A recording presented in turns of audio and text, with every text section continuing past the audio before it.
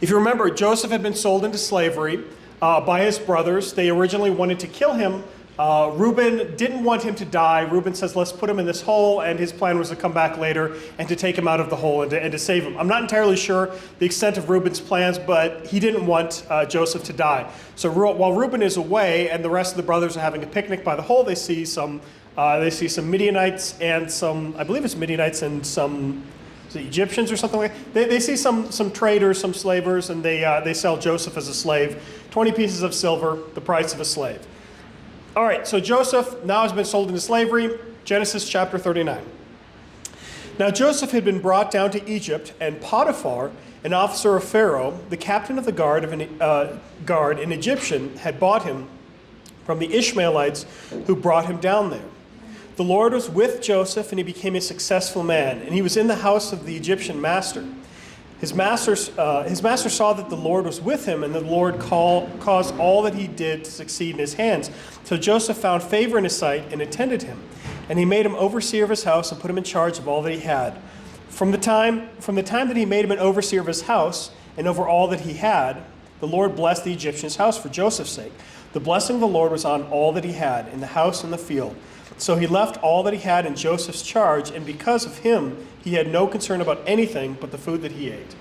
Keep this in mind, because this is going to be a pattern that Joseph has later on, after he goes to prison, after he rises in ranks, that God is blessing basically everything that Joseph is putting his hand to. Now, Joseph was sold into slavery. Joseph was unjustly attacked by his brothers. He was horribly treated by his brothers. And yet, even though he's sold into slavery, it doesn't say, and then he drags his feet and he tried to sabotage everything that his master did, and he tried to destroy his master's house. Even though he was put in a position in an unjust way, he still did everything to the best of his ability to the glory of God. Martin Luther talks about this, and other theologians talk about this as well. In fact, St. Paul talks about this. We don't do Philemon today. In the letter to Philemon, Paul is writing about a runaway slave named Onesimus. Onesimus is a runaway. It's a really short letter. Highly recommended. It's a very sweet letter. Onesimus was a slave. He ran away from Philemon, and he ran to Paul to try to get his freedom. Now, Paul says, I could, by my own authority, say, you are to treat this guy as a free man. But I'm not going to do that. Instead, I'm going to ask you as a brother in Christ, out of love, that you treat him, that you receive him back, not as a slave, but as a brother instead of a slave.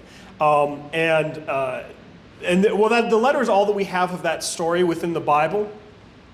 But the idea is that Onesimus, the slave, worked hard and was a blessing for Paul and would be a blessing for Philemon as well. So even though he was in slavery, which isn't necessarily something that God wanted, like Joseph being in slavery was an unjust thing, Joseph still worked to the best of his ability and still glorified God in all he did. In the case of Onesimus also glorified God in what he did when he went back to Philemon. Now, some history has it, some church tradition has it, that Onesimus then went on to become a bishop. So imagine this, somebody who was once considered a slave is then considered not just a brother in Christ and a free man, but also a bishop in the church. So overcoming these sorts of limitations that the world put on them. Okay, all that just to say that God blesses Joseph where he's working and in whatever situation he's in. So even if somebody is in an unjust situation, let's say they're a prisoner of war, let's say they're captured, they're enslaved, there's something bad has happened to them, or they're just a prisoner, for any sake, you can still act like a Christian even when you're in prison, even when you're enslaved. All right. Now Joseph, okay, so we're on the middle half of verse 6, a new paragraph in this Bible. Now Joseph was a handsome man, Now Joseph was a handsome man in form and appearance, and after a time his master's wife cast her eyes on Joseph and said, lie with me. But he refused, and the interesting thing is how screwed up this entire family history is. It's shocking that Joseph does the right thing here. Good for him. But he refused. He said to his master's wife, behold, because of me, my master has no concern about anything in the house, and he has put everything that he has in my charge. He is not greater in this house than I am, nor has he kept anything back from me except yourself, because you are his wife. How then could I do this great wickedness and sin against God? And as she spoke to Joseph day after day, he would not listen to her, to lie beside her, or to be with her. Good for him. So he, unlike Judah and Tamar, unlike a bunch of these other people in his family, he says, no, to sin with you is to sin against God. How can I obey God while doing these wicked things? Verse 11. But one day when he went into the house to do his work, and none of the men was there in the house, she caught him by his garment, saying, lie with me. But he left his garment in her hands and fled and got out of the house. And as soon as she saw that he had left his garment in her hand and fled out of the house, she called to the men of the household, saying to them, see, he has brought among us a Hebrew to laugh at us. He came into me to lie with me, and I cried out with a loud voice. And as soon as he heard that I lifted up my voice and cried out, he left his garment beside me and fled and got out of the house. Then she laid up his garment by her until his master came home, and she told him the same story. The Hebrew servant whom you have brought among us came into me to laugh at me. But as soon as I lifted up my voice and cried out, he left his garment beside me and fled out of the house. So once again, Joseph's garment is a problem. Different garment, but I don't know. Maybe that's an interesting pattern. Maybe it's just a coincidence. But he doesn't do anything wrong in this case, and she lies about him, and unfortunately there's no witnesses there to back him up, so what is the husband to do except to take her word for it? Verse 19, as soon as his master heard the words that his wife spoke to him, this is the way your servant treated me, his anger was kindled, and Joseph's master took him and put him in the prison, the place where the king's prisoners were confined, and he was there in prison. But the Lord was with Joseph, that's another pattern. The Lord was with Joseph and showed him steadfast love and gave him favor in the sight of the keeper in prison.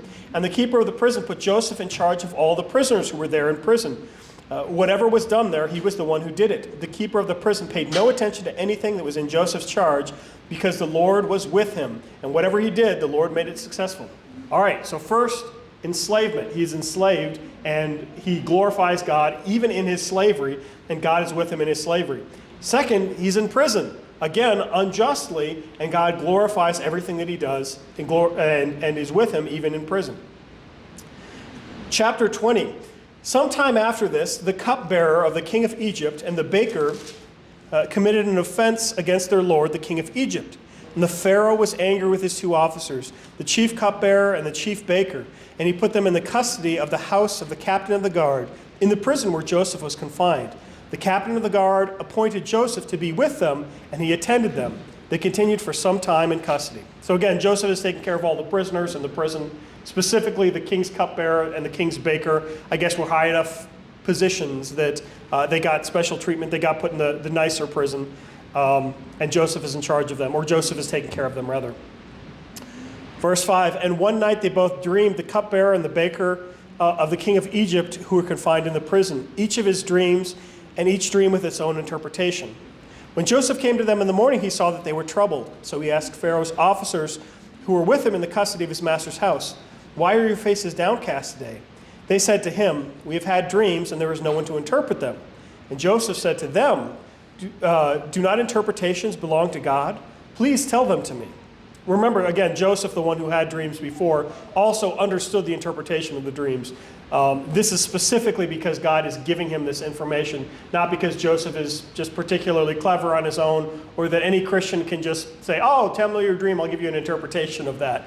Joseph had a specific calling for this. So the chief cupbearer told his dream to Joseph and said to him, in my dream there was a vine before me, and on the vine there were 3 branches. As soon as it budded, the blossoms shot forth, and the clusters ripened into grapes. Pharaoh's cup was in my hand, and I took the grapes and pressed them into Pharaoh's cup and placed the cup in Pharaoh's hand. Then Joseph said to him, this is its interpretation. The 3 branches are the 3 days. In 3 days Pharaoh will lift up your head and restore you to your office, and you shall place Pharaoh's cup in his hand as formerly when you were his cupbearer. Only remember me when it is well with you, and please do me the kindness to mention me to Pharaoh, and so get me out of this house. For I was indeed stolen out of the land of the Hebrews, and here I have also done nothing that they should put me into this pit. When the chief baker saw the interpretation was favorable, he said to Joseph, I also have a dream. There were three cake baskets on my head, and in the uppermost basket were all sorts of baked food for Pharaoh, but the birds were eating it out of the basket on my head. And Joseph answered it and said, this is the interpretation. The 3 baskets are 3 days. In 3 days, Pharaoh will lift up your head from you and hang you on a tree, and the birds will eat the flesh from you. On the 3rd day, which was Pharaoh's birthday, he made a feast for all the servants and lifted up the head of the chief cupbearer and the head of the chief baker among the servants. He restored the chief cupbearer to his position, and he placed the cup in Pharaoh's hand. But he hanged the chief baker as Joseph had interpreted to him. Yet the chief cupbearer did not remember Joseph, but forgot him. Okay, so this is obviously gonna come up later. It's it's interesting that the phrase is used, the Pharaoh will lift up your head in 2 different cases. In one case, obviously, it's blessing. In the other case, yeah, your head's literally going to be lifted up in a noose, and you're going to be hanged. But it's a fun play on words, but it's an interesting contrast here. Again, this is actually a great. I love this for. I mean, we've got like a children's Bible that's got pictures and the simplified version of Bible stories and stuff. And if kids are able to understand this, I mean, they can absolutely appreciate this. It's not to say that it's not true, but the Bible definitely has some fun stories. And it's like, that was clever. Lifting his head up and lifting the other guy's head up. I get it. All right, are there any questions or comments before I keep going? Yes, sir. Is it curious that I think it's Potiphar saw Joseph as being blessed, but we see him being afflicted? Yeah, isn't that interesting? Because, so Potiphar saw Joseph as being blessed, yet we see Joseph as being afflicted. See, Joseph was sold into slavery, he was thrown in the pit, he was put into prison. All of these negative things happened to him. He was put in Egypt. Egypt isn't his land. It's not the land of his fathers or anything like that. He's in a foreign land. Everything about his situation seems like it's a negative thing. But yeah, I think that's a good point, that Potiphar sees, and the jailer in this case, see that Joseph is actually blessed by God. Not because he's a slave and not because he's in prison, but because God is with him. And we can think about this as well, I suppose, if we want to think about suffering that we go through. That are we blessed by God because we're in prison? Well, no, we're blessed by God because God is with us. So even in the case of horrible suffering, again, Joseph didn't deserve what happened to him. In the case of Potiphar's wife, in the case of being sold into slavery, he didn't do anything specific to bring that upon himself. But he was still, so it's unjust, but he was still blessed by God, by God's presence. All right. Anything else? Okay. Chapter 41. After 2 whole years, Pharaoh dreamed that he was standing by the Nile, and behold, there came up out of the Nile 7 cows, attractive and plump, and they fed in the reed grass, and behold, 7 other cows, ugly and thin, came up out of the Nile after them, and stood by the other cows on the bank of the Nile. And the ugly, thin cows ate up the 7 attractive, plump cows. And Pharaoh awoke. He fell asleep and dreamed a second time. And behold, 7 ears of grain, a plump and good, were growing on one stalk. And behold, after them sprouted 7 ears, thin and blighted by the east wind. And the thin ears swallowed up the 7 plump, full ears. And Pharaoh awoke, and behold, it was a dream. So in the morning his spirit was troubled. And he sent and he called for the magicians of Egypt and all the wise men. Pharaoh told his dream. There was none who could interpret it to Pharaoh. Then the chief cupbearer said to Pharaoh, so again, this is 2 years later. So 2 years after this cupbearer is supposed to remember Joseph in Egypt. And he's like, oh yeah, there's this guy I was supposed to mention to you. It slipped my mind for 2 years. Then the chief cupbearer said to Pharaoh, I remember my offenses today. When Pharaoh was angry with his servants and put me and the chief baker in the custody of the house of the captain of the guard. We dreamed on the same night, he and I, each having a dream with its own interpretation. A young Hebrew was there with us, a servant under the captain of the guard. When we told him, he interpreted our dreams to us, giving us an interpretation to each man according to his dream. And as he interpreted to us, so it came about. I was restored to my office, and the baker was hanged. Then Pharaoh sent, so let me see something real quick. Put in the custody of the house, captain of the guard. It's interesting, yeah, that these guys, I don't know if they realized that Joseph was a prisoner as well, because the captain of the guard had been using Joseph to work. to help him out. I don't know if that's anything. I might just be reading into the text a little bit too much. But he just says, yeah, under the captain of the guard, there's a guy who was there with us. And he was a servant of the captain of the guard. It doesn't say that he was a prisoner. So, all right. Verse 14, then Pharaoh sent and called to Joseph, and they quickly brought him out of the pit. And when he had shaved himself and changed his clothes, he came in before Pharaoh. And Pharaoh said to Joseph, I have had a dream, and there is no one who can interpret it. And I have heard it said of you that when you hear a dream, you can interpret it. Joseph answered Pharaoh, it is not in me. God will give Pharaoh a favorable answer. Then Pharaoh said to Joseph, behold, in my dream, I was standing on the banks of the Nile. 7 cows, plump and attractive, came up out of the Nile and fed on the reed grass. 7 other cows came up after them, poor and very ugly and thin, such as I have never seen in the land of Egypt. And the thin, ugly cows ate up the first 7 plump cows. But when they had eaten them, morning guys. When they had eaten them, no one would have known that they had eaten them, for they were still as ugly as in the beginning. Then I awoke. I also saw in my dream 7 ears growing up on the stalk, full and good. 7 ears, withered and thin, blighted by the east wind, sprouted after them. And the thin ears swallowed up the 7 good ears. And I told it to the magicians, but there was no one who could interpret it to me. Now, I'm thinking of a case in, I think it's King Nebuchadnezzar. Later on, he has dreams that he needs interpreted by Daniel. And in that case, he doesn't even tell the people the dreams. He says, somebody has to tell me what my dream was, and then they can tell me the interpretation that I'll believe them. But the interpretation of dreams is a common theme for God's people. It's a common indicator that God is talking to the people. And Joseph explains exactly why. Again, it's not that Joseph, just as a believer, he has the ability to interpret dreams. And it's not that Joseph just is so smart and so clever that he can interpret dreams. But he says that God is going to give you the interpretation. God is going to give you the interpretation of the dreams through me, but it's going to be God giving the interpretation of the dreams. So this is why it's a common sign that God is with somebody when they interpret dreams. Yes, ma'am? That's a good question. Why were dreams so important to be interpreted? And I know a lot of times when we have dreams now, we think, oh, well, what did I eat last night?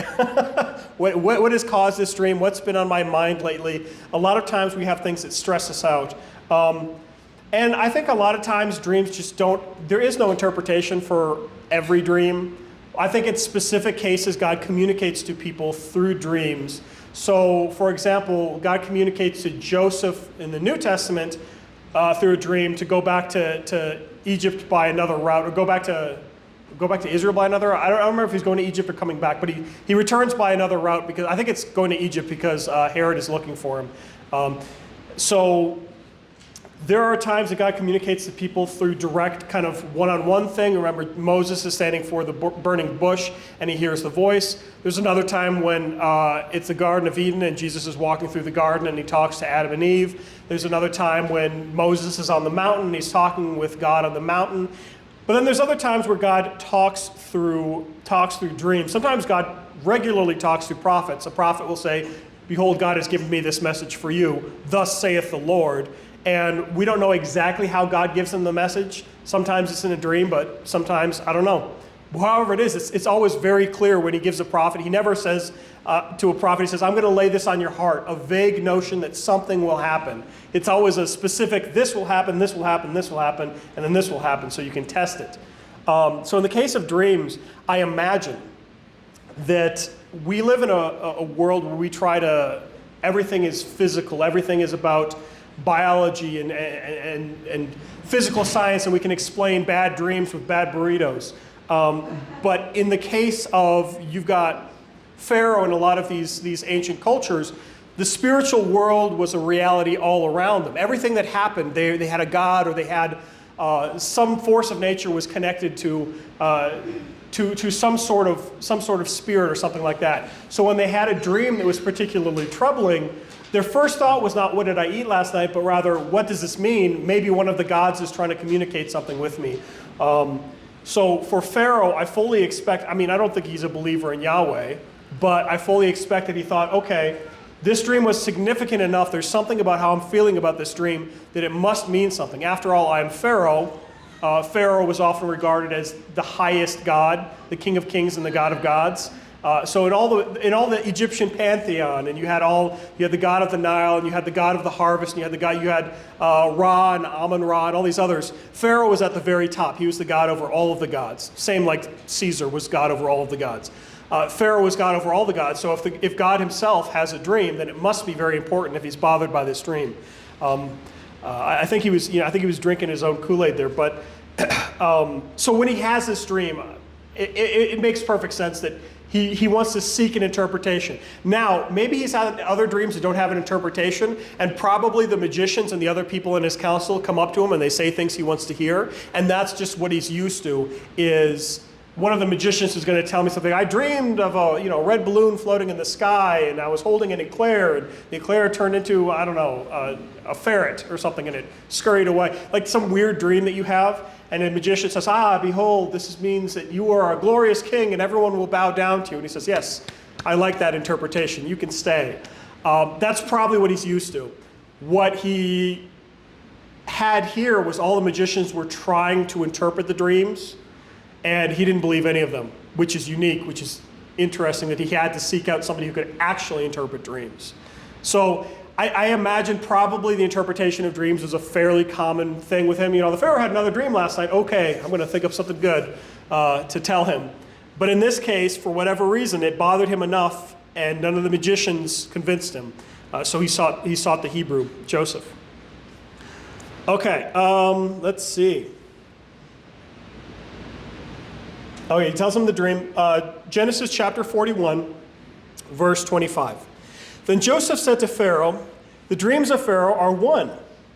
God has revealed to Pharaoh what he is about to do. The 7 good cows are 7 years, and 7 good ears are 7 years. The dreams are one. The 7 lean and ugly cows that came up after are the 7 years, and the 7 empty ears blighted by the east wind are also 7 years of famine. It is as I told the Pharaoh. God has shown to Pharaoh what he is about to do. There will come 7 years of great plenty throughout the land of Egypt. But after them there will arise 7 years of famine, and all the plenty will be forgotten in the land of Egypt.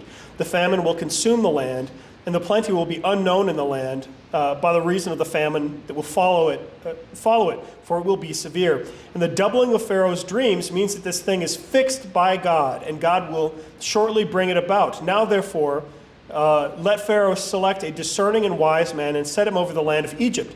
Let Pharaoh proceed to appoint overseers over the land, and take 1/5 of the produce of the land of Egypt during the 7 plentiful years, and let them gather all the food of these good years that are coming, and store up the grain under the authority of Pharaoh for all the food in the cities, and let them keep it, the food that shall be a reserve for the land against the 7 years of famine that are to occur in the land of Egypt, so that the land may not perish through the famine. So one interesting thing here is that God specifically gives this vision to Pharaoh. He acknowledges he's the one who gave Pharaoh authority in the first place. Remember later on, Jesus would say, you would have no authority if it was not given to you. So even though Pharaoh is not a believer, God still did place him in authority. God gave him any authority he did have. So God sends the dream directly to the king. Again, with King Nebuchadnezzar, the same thing happens. Even though he's a horrible, wicked king, God sends the dream to him because it's going to be his responsibility to take care of Daniel in that case, and in this case, the responsibility is going to be to take care of the Egyptians. So God is caring for even the unbelievers, even the nations of unbelievers. All right, Joseph interprets the dream. So we're in Genesis chapter 41, verse 37. This proposal pleased Pharaoh and all his servants, and Pharaoh said to his servants, can we find a man like this in whom is the Spirit of God? Then Pharaoh said to Joseph, since God has shown you all this, there is none so discerning and wise as you are. You shall be over my house, and all my people shall order themselves as you command. Only as a regard to the throne will I be greater than you. And Pharaoh said to Joseph, see, I have set you over the land of Egypt. Then Pharaoh took his signet ring from his hand and put it on Joseph's hand, and clothed him in garments of fine linen, and put a gold chain about his neck. So once again, Joseph is getting special garments. And he made him ride in the second chariot, and they called out before him, bow the knee. Thus he set him over the land of Egypt. Moreover, Pharaoh said to Joseph, I am Pharaoh, and without your consent, no one shall lift up hand or foot in all the land of the Egyptians. And Pharaoh called Joseph's name Zaphanath-Paneah. And he gave him in marriage to Asenath, the daughter of Potiphar, priest of On. So Joseph went out over the land of Egypt. Joseph was 30 years old when he entered the service of Pharaoh, king of Egypt, and Joseph went out of the presence of the Pharaoh and went through all the land of Egypt. During the 7 plentiful years, the earth produced abundantly and gathered up the food for these 7 years, which occurred in the land of Egypt.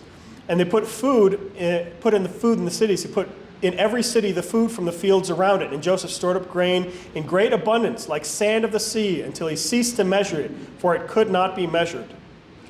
Before the year of famine came, 2 sons were born to Joseph. Asenath, the daughter of Potiphar, the priest of On, bore them to him. Joseph called the name of the first Manasseh, for he said, God has made me forget all my hardship and all my father's house. The name of the second he called Ephraim, for God has made me fruitful in the land of my affliction. The 7 years of plenty that occurred in the land of Egypt came to an end, and the 7 years of famine began to come, as Joseph had said. There was famine in all the lands, but in the land of Egypt there was bread. When all the land of Egypt was famished, the people came to Pharaoh for bread. Pharaoh said to the Egyptians, go to Joseph. What he says, you do. So when the famine had spread over all the land, Joseph ordered all the storehouses and sold to the Egyptians, for the famine was severe in the land of Egypt. Moreover, all the earth came to Egypt to Joseph to buy grain, because the famine was so severe over all the earth. So I'm not entirely sure. Egypt was a big country at this point. It was a big nation at this point, but I don't know that it was necessarily as wealthy, as large as we think it was. But this is one of the turning points where Egypt has stored up so much grain, and they're the only people in the area who have food. People are coming and giving them any amount of money that they can to get food, and Egypt becomes exorbitantly wealthy. What's interesting, I was looking at some documentaries. They were going through some of the history and some of the archaeology about these things, and it looks like around the time there's 2 basic timelines of when Joseph and the Israelites were in Egypt. I forget, one's in the Middle Kingdom, one's in the early and Middle Kingdom. They're different. One of them is more popular, but the other one actually lines up with the Bible and archaeology, but the other one is kind of what everybody is sticking with. King Ramses II is actually the pharaoh who Moses is interacting with. But anyways, in the archaeology they found that there looks like what somebody did is they had the Nile River and they diverted the Nile. So they created kind of an offshoot from the Nile. They dug out an area so they could actually collect water. And in addition to that they had built a bunch of grain stores. And our suspicion is that it's as a result of Joseph that they're able to store up food and water, and that he actually directs these things. So not only does Joseph interpret these dreams, but God also gives him the wisdom of set aside this amount of food and do these sorts of things. So practical sort of ways of taking care of the people of Egypt.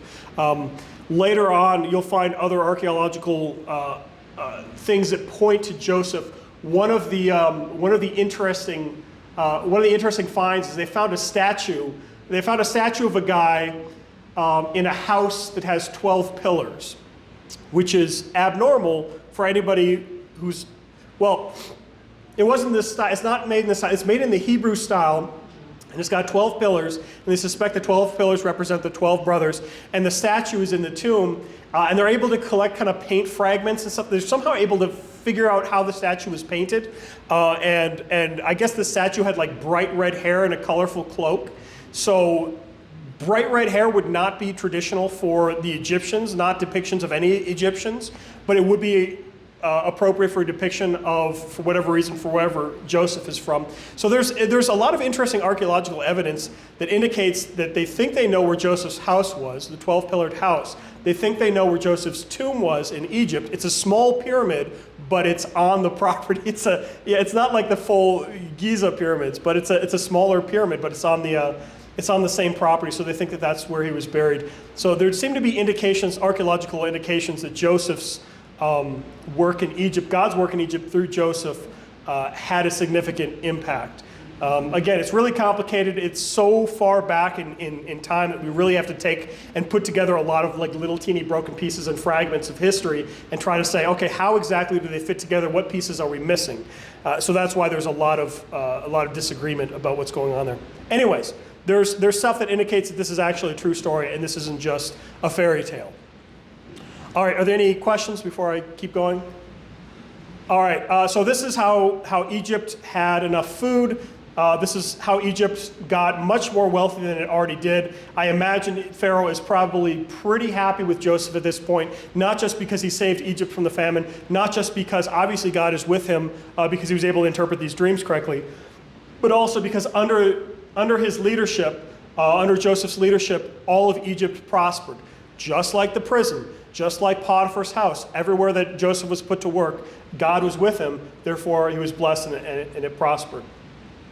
All right, so all of that is happening in Egypt right now, and you're going to hear how the Israelites got into Egypt in the first place. Because again, later on, you're going to have the Israelites come out of the land of Egypt. But this is why they go to the land of Egypt. It's because of this famine. All right, chapter 42, Genesis chapter 42. When Jacob learned that there was grain for sale in Egypt, he said to his sons, "Why do you look at one another?" And he said, "Behold, I have heard that there is grain for sale in Egypt. Go down there and buy grain for us, that we may live and not die."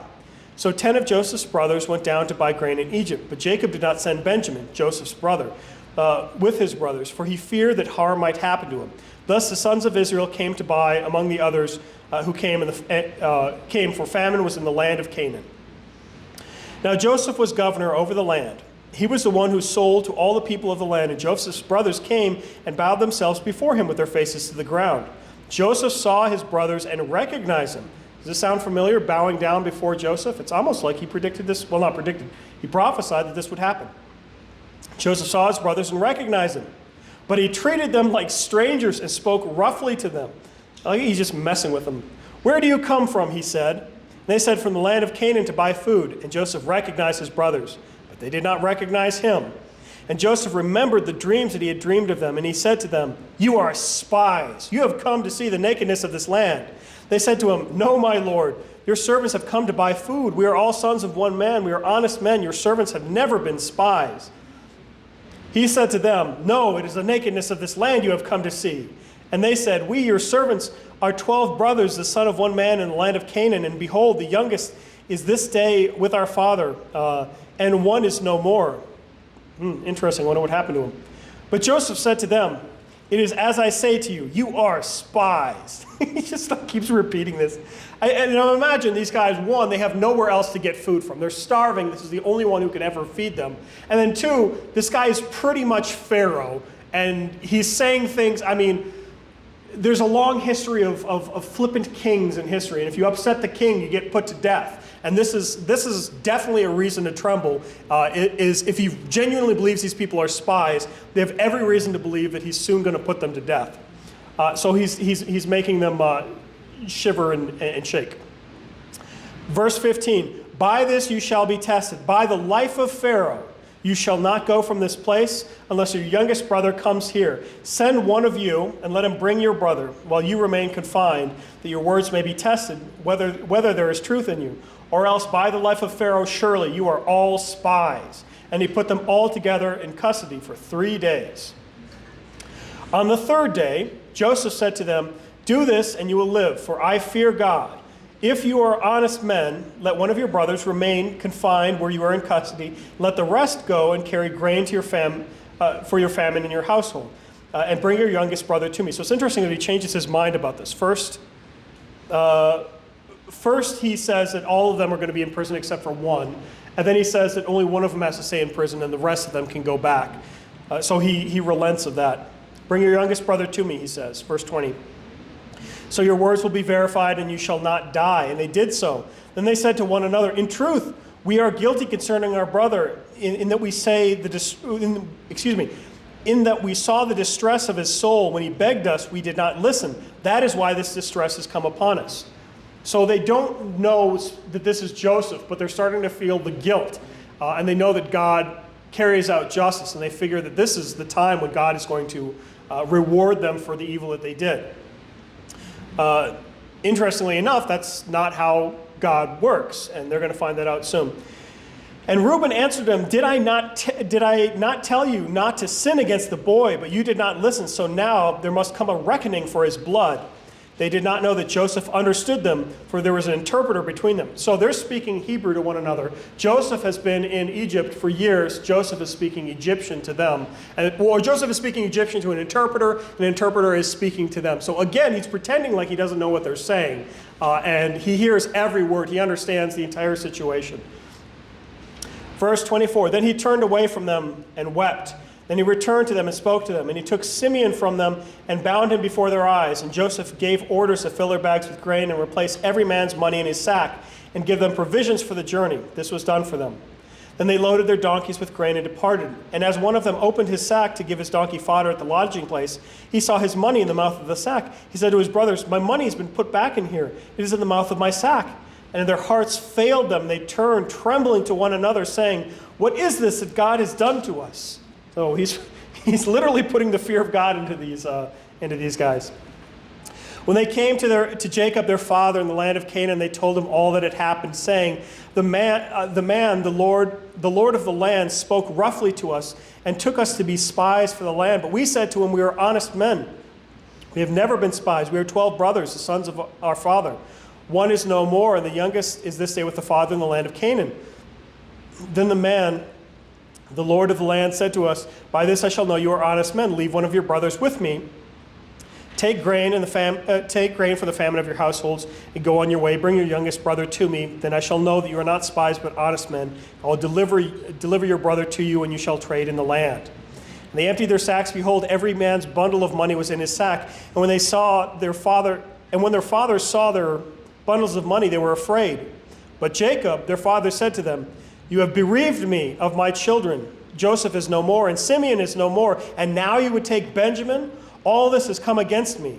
Then Reuben said to his father, kill my 2 sons if I do not bring him back to you. Put him in my hands, and I will bring him back to you. But he said, my sons shall not go down with you, for his brother is dead, and he is the only one left. So again, the only one left, he's got these 10 other sons, but this is Benjamin and Joseph with the 2 daughters of Rachel, the wife that he loved, as opposed to the 3 wives he didn't treat well.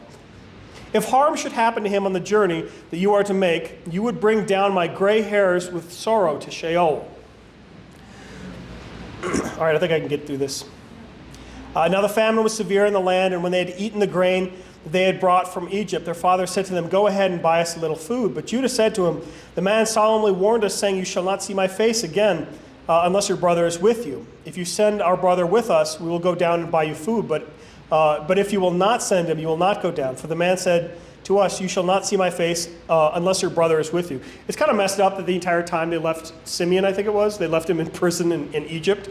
They're like, well, I guess we could just survive on the food. He'll probably be fine. But I guess the alternative is they bring Benjamin with them, and they don't want anything to happen to him. Israel said, why do you treat me so bad? So again, Israel is Jacob, Jacob is Israel. Israel said, why do you treat me so badly? I said, tell the man that you had another brother. So he's mad that they told the truth. They said, how dare you? You told him that Benjamin exists? They replied, the man questioned us carefully about ourselves and our kindred, saying, is your father still alive? Do you have another brother? What we told him was an answer to these questions. Could we in any way know that he would say, bring your brother down? And Judah said to Israel, his father, send the boy with me, and I will arise, and we'll go that we may live and not die, both me and you and our little ones. I will be a pledge of safety. But for my hand you shall require him. If I do not bring him back to you and set him before you, then let me bear the blame forever. If we had not delayed, we would now have returned twice. And their father Israel said to them, if it must be so, then do this. Take some of the choice fruits of the land in your bag. Carry a present down to the man, a little balm, a little honey, gum, myrrh, pistachio nuts, and almonds. Take double the money with you. Carry back with you the money that was returned in the mouth of your sacks. Perhaps it was an oversight. Take also your brother. Arise, go again to the man. May God Almighty grant you mercy before the man. May he send you back to the other brother and send back, I'm going to name him, send back your other brother and Benjamin. And as for me, if I am bereaved of my children, I am bereaved. So the men took this present, and they took double the money with them. And Benjamin, they arose and went down to Egypt and stood before Joseph. When Joseph saw Benjamin with them, he said to the steward of the house, bring the men into the house, slaughter an animal, and make ready for the men to dine with me at noon.